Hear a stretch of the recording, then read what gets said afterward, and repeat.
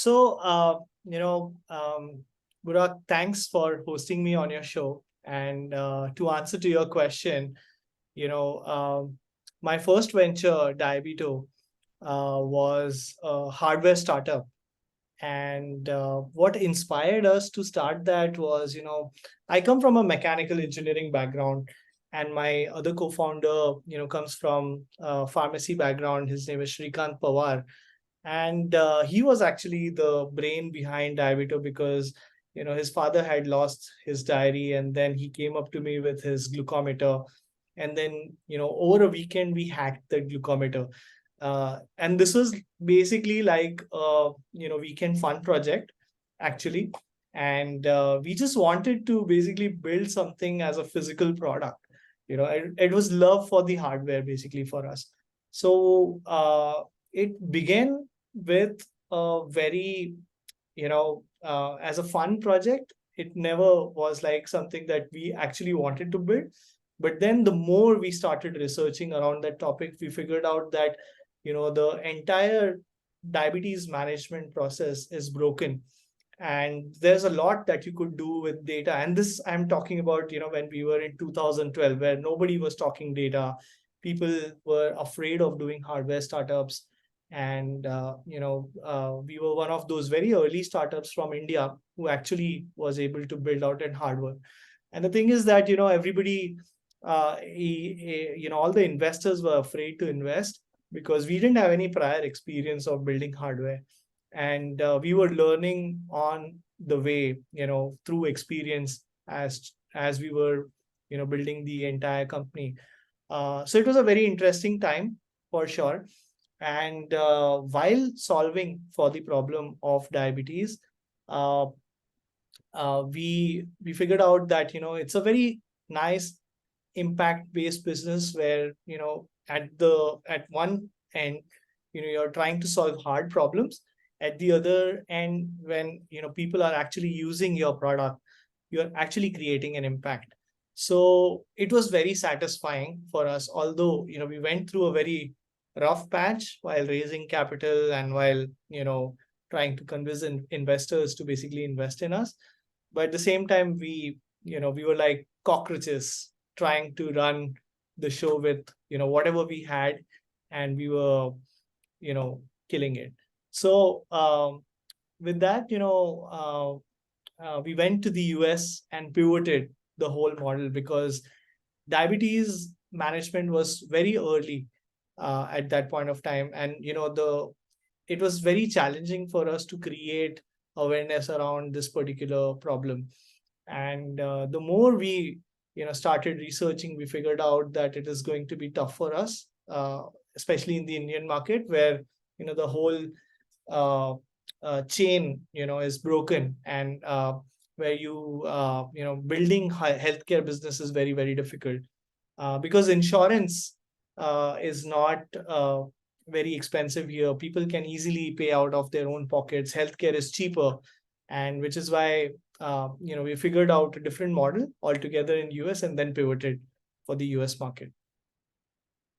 At what point did you understand to move on from Livongo and start something new? How did you understand the opportunity for Khyaal? Khyaal. Yeah. So for Khyaal, I remember when it was early 2020, and when COVID was just starting.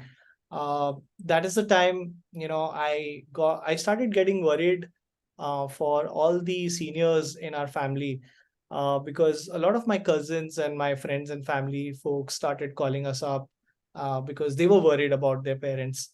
And when I was spending time with my father at home during the time of pandemic, I had a very honest chat with him, where he told me about how his journey became very lonely after my mom passed away.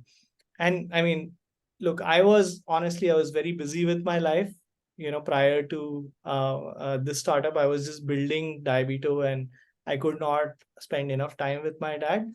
And that's something that I always used to feel bad about. But then when my father spoke up and told me about his loneliness, that's when I understood. that it's very challenging for a single parent to live all by themselves.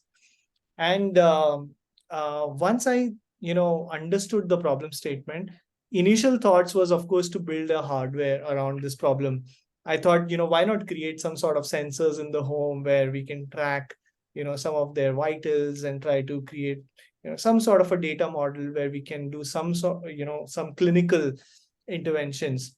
But the more I spoke to seniors, we figured out that it's going to be very operationally challenging for them to be able to, uh, you know, um, uh, especially for them to be able to work with these devices around them. And then we identified the digital challenges of the seniors. So seniors actually requested us that why don't you solve the most primary problem for us, which is basically trying to solve the digital literacy problem. And during the time of pandemic, when seniors realized that now they need to depend upon all these digital apps, they felt that there was a very high need for them to start learning everything on their smartphone. And that's where we stepped in. We started teaching them for free through our digital workshops. And the way we started is that we created a WhatsApp group. We started adding seniors onto this group, and we started creating a lot of these different workshops around digital literacy, around how do you go about ordering stuff online, how do you arrange for your home supplies, how do you order an Uber or order medicines for yourself at home, and pay your bills on time and things like those. And then we thought, why just limit it only to all these digital sessions? Why can't we also create entertainment for them? Because happiness is one of the most important things for seniors. So we just kept on building these things for seniors, and we took a very organic path.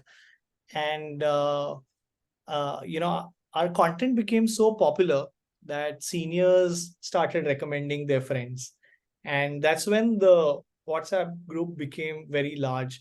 And after a point, it was more than 10,000 seniors on the WhatsApp group, on different multiple WhatsApp group, and it became very difficult for us to then moderate. um, and that's the time where we decided that it's the right time to actually start building a product around this, because then we said, why not create like a unified platform where we can get the entire community and then do much more than what is possible right now. So that's what propelled us to actually create a product around this. And I mean, for all the listeners, Khyaal actually means care in Persian and in Hindi, and in many other languages also, which is a literal translation of care. So, and it also means keeping someone in your thoughts. So if you see our logo, it also has this thought bubble, which is keeping someone in your thoughts. So when our vision is to be able to help a elderly from wherever you are. It's like one single place for all the things that seniors can do. So, how do you see the landscape of senior care, especially engagement platforms, evolving in India and also globally in upcoming years? Yeah. So look, I feel that people are definitely becoming aware about this as a problem. The government is also calling it as a silver tsunami, because the government recognizes that this is a very growing population. On a daily basis, if I have to give you a number, 25,000 people in India turn 60 plus, and which is a huge, huge number. And this is going to just grow. Currently, 10% of our population in India is the population of senior citizens, which is about 140 million people. Out of 1.4 billion population, 10% is seniors. And this is going to double in the next 5 years. So we know that we are going to reach to a stage where it's going to be very difficult for the society to be able to cater to this particular segment. And right now it's an underserved segment, but since the government recognizes it, we feel that people like us who are building in this segment will basically try to create more awareness, and also build infra around this to be able to manage this problem firsthand. So could you share some of the stories of Khyaal members whose lives has been positively impacted by the platform? For sure. We recently met a lot of seniors who are actually who have been a part of the Khayal community for almost like 2-3 years now.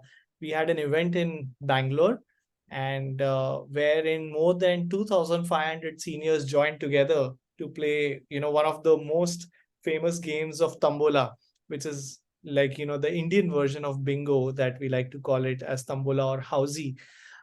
It's one of the favorite games for seniors, so they joined together. And we also had a stall there.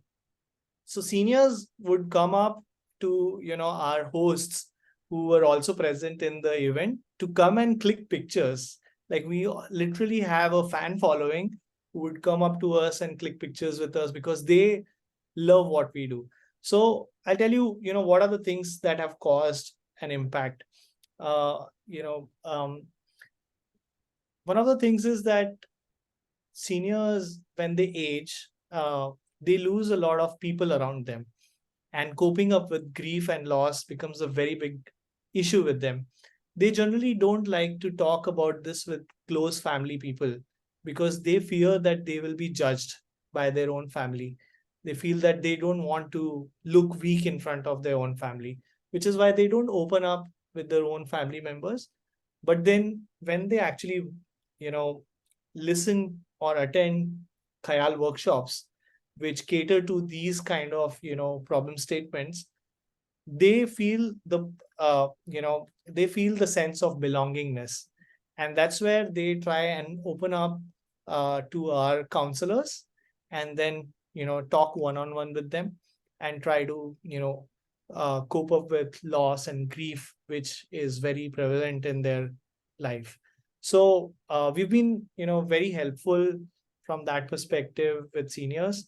We've also created a lot of impact around you know uh, you know financial frauds which happen with seniors. So in our country, 90% of financial frauds is targeted towards seniors. So from very early on, we figured that seniors are afraid of doing online transactions, and which is why we created the fintech card that we have, which is called the Khayal card.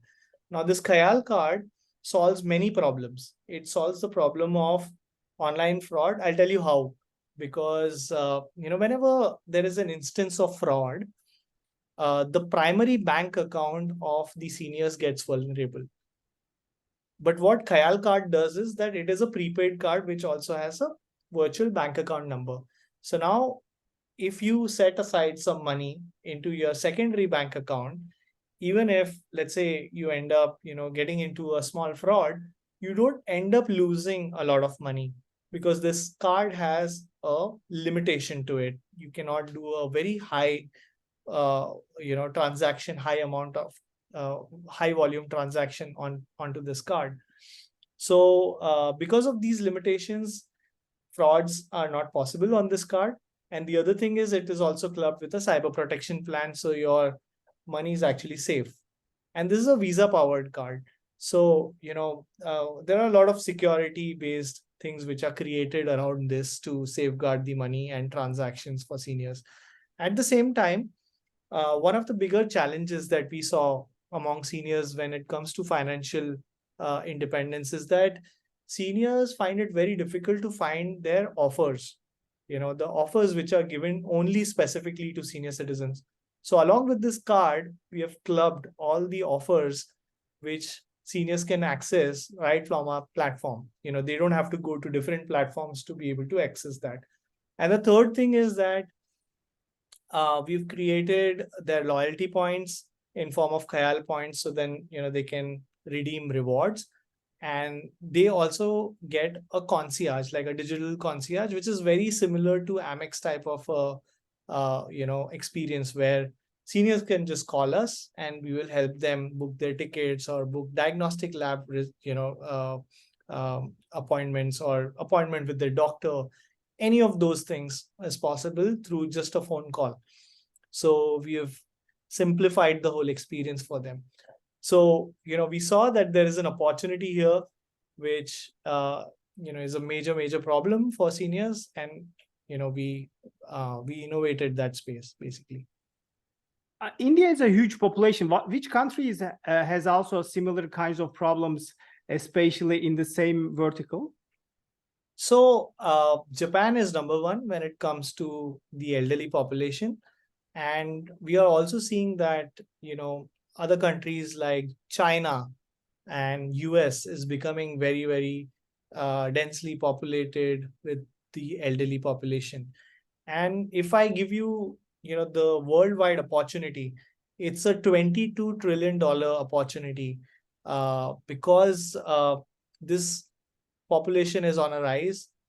More and more people are, deciding not to have children. I was just reading a report very recently in the US that there are more dog parents than actual children.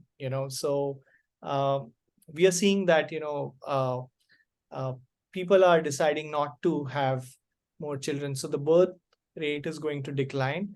And at the same time, if you see, the mortality rate of people is going to increase because of the advancement of science and tech. So we are seeing that, more and more countries are going to have very high amount of, senior and elderly population. You have also experience in Diabeto, and what you have done from earlier experience, which kinds of cultural aspects from your earlier experience did you have implemented in the new venture, or did you change anything? For example, from the perspective of team building and also raising funding, for example. Yeah. No, of course, I think every journey gives you a lot of perspective and gives you a lot of learning in terms of, all the mistakes that you do. And at the same time, you keep, building on that, right? So, I mean, when we were building Diabeto, we were a very lean team. We were just 8 people team doing a lot of stuff. Everybody was like, engineering mind, and we were trying to do everything ourselves. Which is, of course, a very good thing when you're a lean team. You get to do a lot of stuff, you get to learn a lot, and you have a lot of energy when you're young, right? Now, during the time of Khyaal, I realized that you need a team to go out and, do all the right things. So one of the learnings that I gained from my last experience is that team building is very important, because you cannot fight the battle all alone. You need people to be able to do this for you, and the right people, who have the same inclination towards solving for the same mission. And if they are aligned with your vision, you will be able to create a very nice team culture. So while we are building our team, every team member actually resonates with the problem statement. Everyone has either elderly people at home, or they have gone through the pain of, having a elderly parent or grandparents at home who have, gone through certain amount of problems. So each one of them have a story to tell. So uh, we are a team of very passionate people. And what we do, we take pride in doing that. And it's very satisfying for us when we see our senior citizens very happy. What do you find more challenging, I mean, most challenging about leading and managing a team? I think, while you're building a team, it's a continuous process. You need to always keep hiring. Like, you cannot stop your hiring as a process. So as a founder, as a CEO of the company, I think 60% of your time should be focused only on team building, because at the end of the day, it's the team which actually matters. And having the right set of team really, is like, creating the foundation of your startup. How do you say inspired or motivated on difficult days of a startup? Because startup is like a journey, up Yeah, and it's down, a roller coaster ride. Yeah, roller coaster. it's always ups and downs. And whenever I go through the lows, in the journey, I go and just attend some of our session on my app, and it gives me hope, because what we actually do for our seniors, as I mentioned, is very satisfying. And when you hear good things from your customers, it tells you a lot about your capability versus, what a third person is trying to tell you. So I feel, oftentimes you have to rebuild yourself from the ground. And of course, being a part of this journey comes with a lot of challenges, especially as you said, like it's a sinusoidal wave, it's just ups and downs every day. So, today I'm high, tomorrow I'll be low, and day after again I'll have a low. So, you never know how it's gonna be. So What did you learn about your from your failures? So you have the earlier experience, Diabeto, successful exit, but probably you have failures in the journey yeah, of over course. earlier, and also maybe in Khyaal as well. Yeah. What are your learnings? So look, Diabeto was a successful exit, but um, in the entire 5 year stretch from 2012 to 2017, we had multiple failures. The first failure was we were unable to build this for India. You know, we could not, we were unable to create that kind of awareness and adherence among people, because we understood that, we cannot change people. We will have to change ourselves.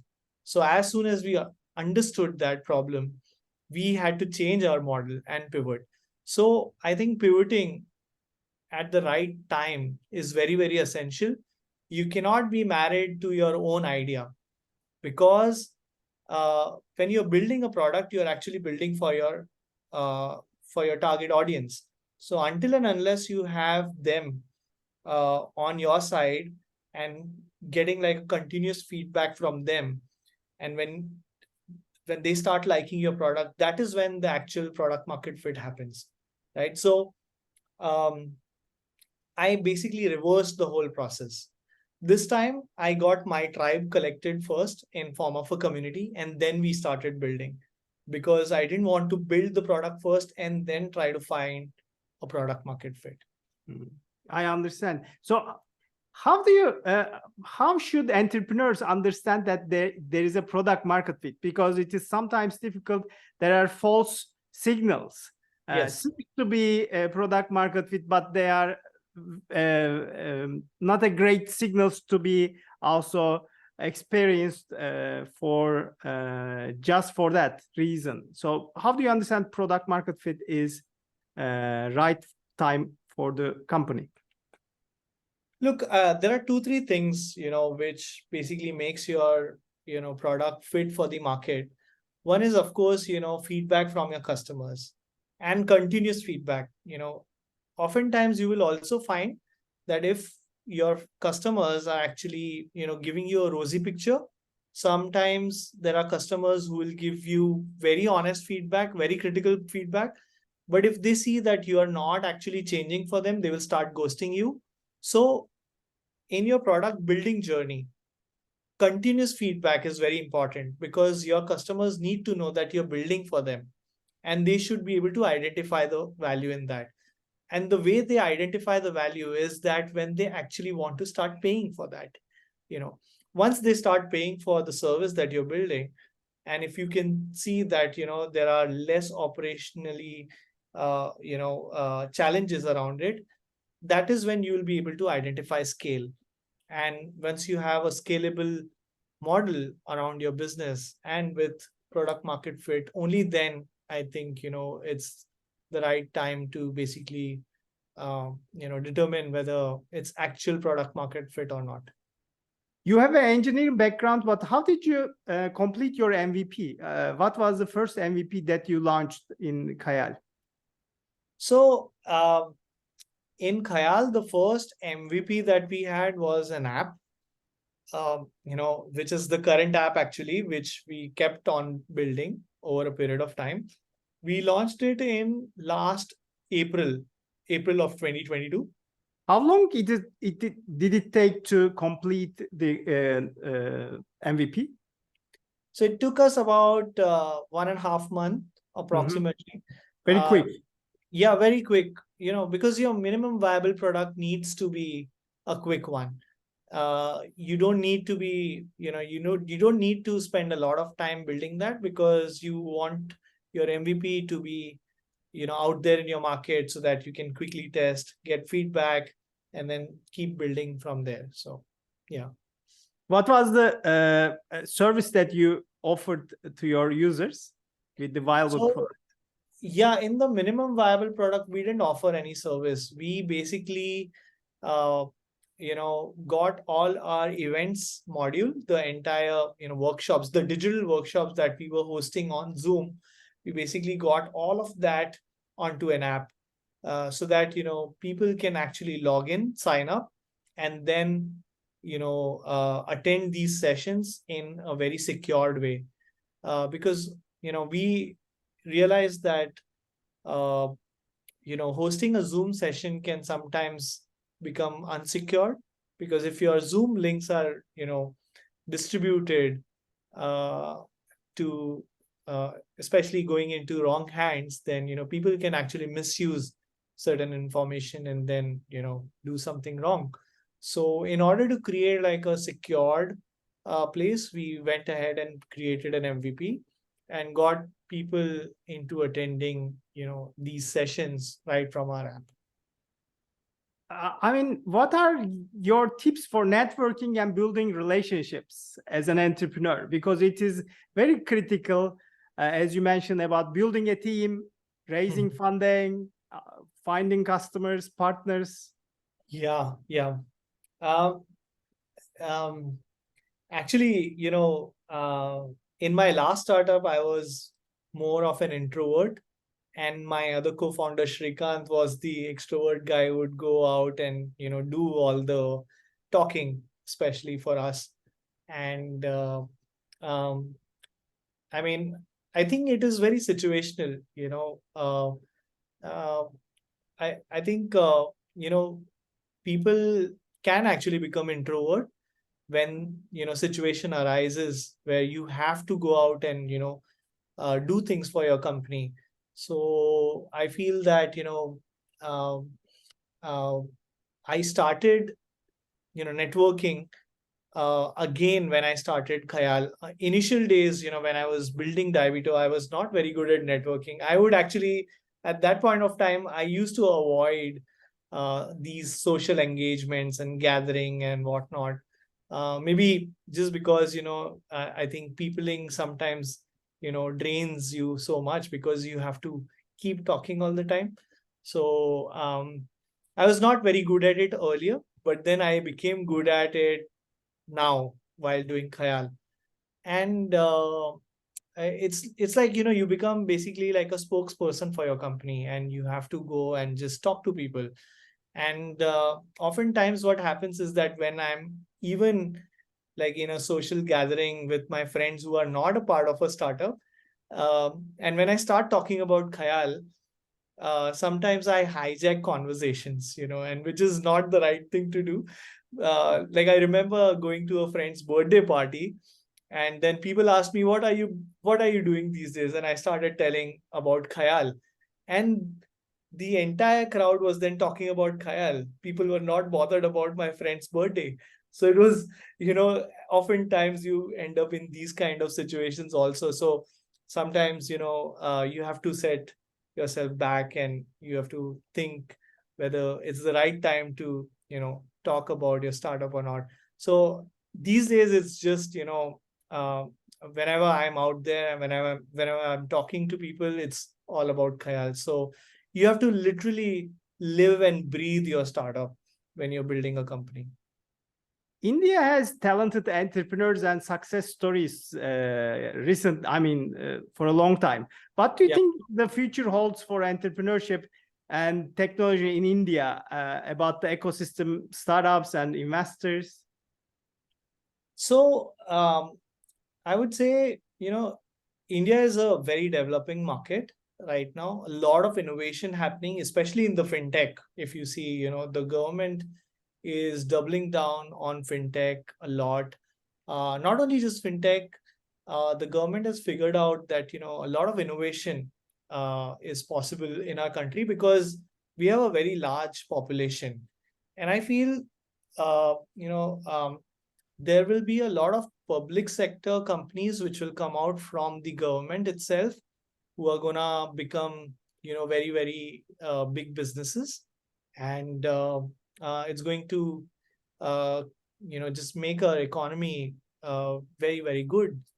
In fact, we are one of the, I would say, fastest growing economy right now on the planet. So there's a lot of innovation which is happening. There's a lot to be done, and room for, a lot of new businesses to come and thrive and coexist as well. So Uh, Hemanshu, if you have a dinner with an influential figure, who yeah. would you choose? Why? um